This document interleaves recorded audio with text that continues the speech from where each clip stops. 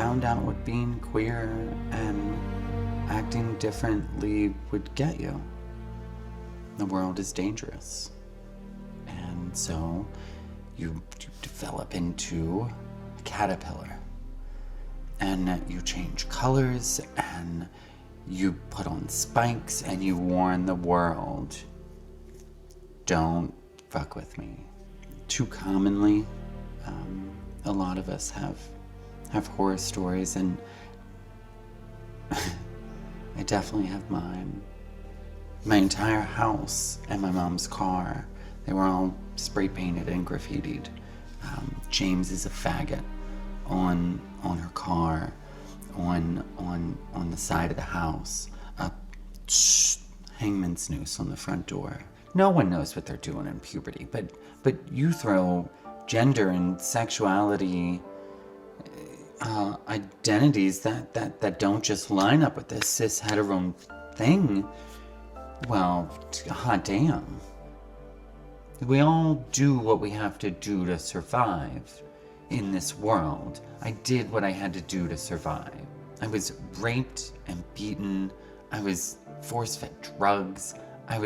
My humanity was obliterated before I could even, begin to tackle these concepts. I mean, leading up to fucking 2020. I started 2020 in the goddamn hospital. 14 stitches across my chin.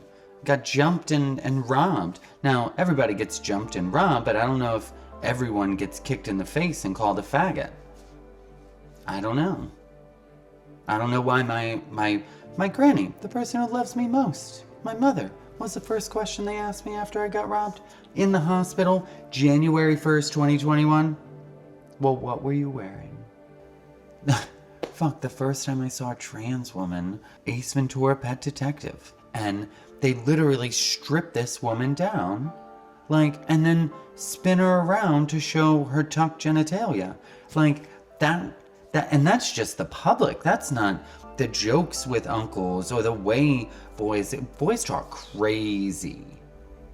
I can't even, right now, as I tell this story, look up and just stare at you. Because it's scary. It's hard looking at someone who loves you, who genuinely loves you.